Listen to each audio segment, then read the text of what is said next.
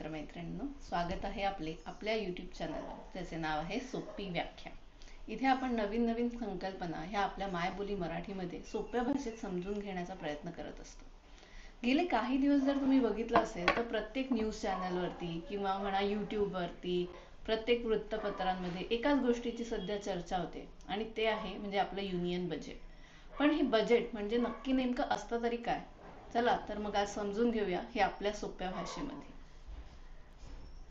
Budget म्हणजे काय हे समजून घेण्यासाठी मी तुम्हाला एक छोटंसं उदाहरण देऊन सांगते. समजा राजू आणि मीना हे कपल आहे, तर त्यांचा जो मंथली इन्कम येत असेल, म्हणजेच राजू आणि मीनाची मिळून जी काही सॅलरी येत असेल, तर ती आपण अज्युम केली की दोघं मिळून 50,000 रुपये महिन्याला कमावतात. तर जेव्हा 31 जानेवारीला त्यांच्या हातामध्ये ती सॅलरी येणार आहे, तेव्हा ते दोघं मिळून बसून हे ठरवणार आहेत की आता फेब्रुवारी महिन्यात आपल्याला पुढे काय काय खर्च करायचे, तो पैसा जो आहे जो आलेला तो आपल्याला कुठे खर्च करायचा आहे, किती खर्च होणार आहेत साधारणपणे आपल्या या महिन्यात, आणि त्याप्रमाणे आपण किती सेव्हिंग्स बाजूला काढून ठेवू शकतो किंवा किती पैसे हे इमर्जन्सीसाठी बाजूला काढून ठेवू शकतो. हे आपल्या सगळ्यांच्याच घरात आपण नेहमीच करत असतो. ह्यालाच आपण फायनान्शियल भाषेमध्ये बजेट करणं किंवा बजेट मांडणं किंवा बजेट बनवणं असं म्हणतो. हीच गोष्ट आपण प्रत्येक जण आपल्या घरात नेहमीच करत असतो. ह्यालाच बजेट असं म्हटलं जातं. म्हणजेच काय की आता आपण इंडिव्हिज्युअल लेवलवरती माझा इन्कम किती आहे, माझं उत्पन्न किती आहे आणि त्याप्रमाणे मी किती खर्च करणार आहे, त्याप्रमाणे काय माझे एक्सपेन्सेस आहेत, किती माझ्या गरजा आहेत, हे सगळं जे आपण ठोकताय हा अंदाज बांधत असतो, ह्यालाच आपण बजेट म्हणतो. हे जेव्हा आपण वैयक्तिक स्वरूपात करतो इंडिव्हिज्युअल लेवलवरती, तेव्हा त्याला इंडिव्हिज्युअल किंवा पर्सनल बजेट असं म्हटलं जातं. हेच काम जेव्हा कंपनीज त्यांच्या बिझनेससाठी करतात की त्यांना वर्षाला किती रेव्हेन्यू येणार आहे आणि त्याप्रमाणे ते किती खर्च करणार आहेत, तेव्हा त्याला कंपनीचं बजेट किंवा कंपनी बजेट असं म्हटलं जातं. आणि हेच जेव्हा आपलं केंद्र सरकार हे देशाच्या पातळीवरती पूर्ण देशाचा विचार करून पुढच्या एका वर्षासाठीचा खर्च मांडत असतो, तेव्हाच त्याला युनियन बजेट असं म्हटलं जातं. पण मग हे युनियन बजेट हे एक्झॅक्टली बनवतं कोण आणि मांडतं कोण? तर युनियन बजेट बनवण्याची प्रक्रिया ही खूप मोठी आहे. साधारण ऑगस्ट ते सप्टेंबर महिन्यापासून ही प्रक्रिया चालू होते, जिथे फायनान्स मिनिस्ट्री हे इतर खात्यांबरोबर बसून त्यांचे काय खर्च होणार आहेत पुढील वर्षात ह्या सगळ्याचा अंदाज घेऊन एक पूर्ण असं देशाचं युनियन बजेट बनवते. आणि हे बजेट आपल्या अर्थमंत्री, ज्या सध्याच्या अर्थमंत्री आहेत निर्मला सीतारामन, ह्या 1 फेब्रुवारी रोजी ह्या लोकसभेमध्ये सादर करतात. याआधी मोरारजी देसाई यांनी सर्वोत्तम म्हणजे 10 वेळा हे बजेट सादर केलं आहे, परंतु त्यांनी सलग म्हणजे कंटिन्युअस बेसिसवरती 10 वेळा हे बजेट सादर केलं नव्हतं. परंतु निर्मला सीतारामन ह्या पहिल्या फायनान्स मिनिस्टर आहेत भारताच्या की ज्या सलग 8व्यांदा बजेट सादर करणार आहेत, त्यामुळे त्यांच्या नावावर हा विक्रम नोंदवला जाणार आहे. मग हे बजेट एक्झॅक्टली कुठच्या तारखेला आणि किती वाजता सादर केलं जातं? पूर्वीच्या काळी हे बजेट हे नेहमी 28 फेब्रुवारीला सादर केलं जायचं, परंतु 2017 सालपासून तत्कालचे फायनान्स मिनिस्टर अरुण जेटली यांनी ही तारीख बदलून 1 फेब्रुवारीला आणली. असं करण्यामागचं महत्त्वाचं कारण हे होतं की हे जेव्हा बजेट सादर केलं जातं लोकसभेमध्ये, तेव्हा ते फक्त सादर केलं जातंय, हे 100% अप्रूव्ह होत नाही. ह्यानंतर जेव्हा ते सादर केलं जाणार, त्यानंतर लोकसभेमधले सर्व सभासदांचं मत घेतलं जातं, त्यानंतर राज्यसभेमधल्या सभासदांचं मत घेतलं जातं, आणि जेव्हा दोन्ही सभागृहातून ह्या बजेटला मान्यता मिळते, तेव्हाच हे बजेट हे अप्रूव्ह केलं जातं आणि फायनल केलं जातं.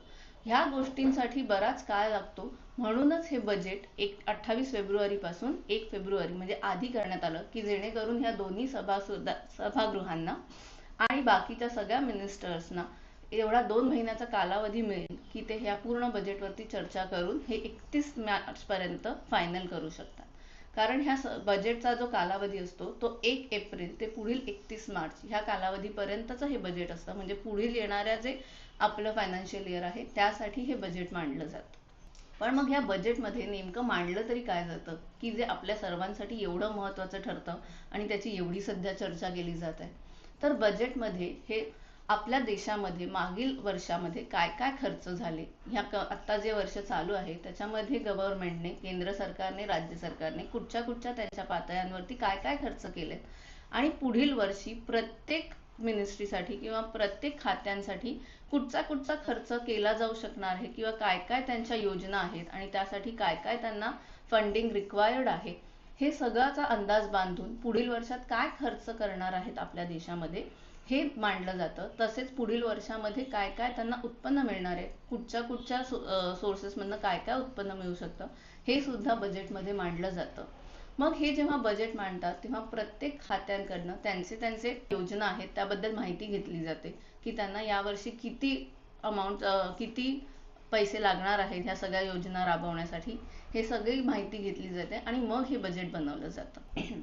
तसेच या बजेटमध्ये प्रत्येक वेगवेगळ्या मतदारांसाठी म्हणजेच वेगवेगळ्या ग्रुप्ससाठी, की जसं तुम्ही जर स्टुडंट असाल, विद्यार्थी असाल, तर तुमच्यासाठी काय खास योजना येणार आहेत. समजा महिलांसाठी काही वेगळ्या योजना येणार आहेत, बाल विकासासाठी वेगळ्या योजना असतात, त्याचप्रमाणे शेतकऱ्यांसाठी वेगळ्या योजना मांडल्या जातात. ह्या प्रत्येक योजना ह्या त्या ठिकाणी मांडल्या जातात. त्यामुळे प्रत्येक गटातनं ह्या बजेटबद्दल उत्सुकता असते, की आम्हाला या वर्षीच्या बजेटमध्ये काय योजना मिळतील किंवा काय आमच्यासाठी फायदा होणार आहे, काय लाभ मिळणार आहे आम्हाला यातून.